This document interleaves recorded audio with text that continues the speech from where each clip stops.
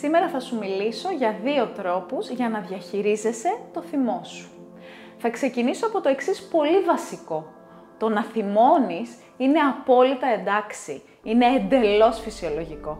Ο θυμός είναι ένα από τα πολλά ακόμα συναισθήματα που νιώθουμε οι άνθρωποι.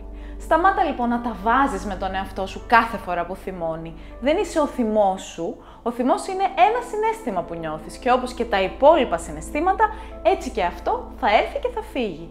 Πώς θα φύγει? Καταρχήν ο θυμός καλό είναι να εκφράζεται και όχι να καταπιέζεται.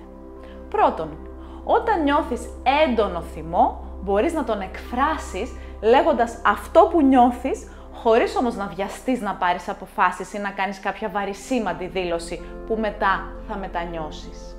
Δεύτερον, αντί να εστιάσεις στο πρόβλημα που σου προκάλεσε το θυμό σου, διοχέτεψε την ενέργειά σου στο να βρεις λύση σε αυτό που σε θυμώνει.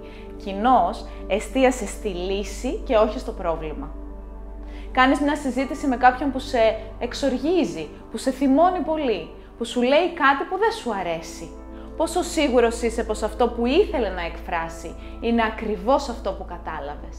Ο εγκέφαλός σου αντιλαμβάνεται τα ερεθίσματα που δέχεται από τους άλλους με βάση τα δικά σου βιώματα.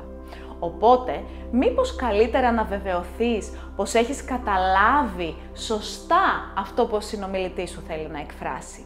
Το ζητούμενο δεν είναι να μη θυμώνεις. Το ζητούμενο είναι να μάθεις να διαχειρίζεσαι το θυμό σου. Να τον ελέγχεις και να μην σε ελέγχει εκείνος. Είμαι η Έλενα Μουρατίδου, Holistic Health Coach και είμαι εδώ για να βρούμε μαζί τον τρόπο να ζεις μια λειτουργική και ουσιαστική ζωή. Αν νομίζεις πως αυτό το βίντεο θα βοηθήσει και άλλους ανθρώπους, μην διστάσεις να το μοιραστείς μαζί τους. Και μόλις δοκιμάσεις τους τρόπους διαχείρισης του θυμού, γράψε μου τις εντυπώσεις σου στα σχόλια.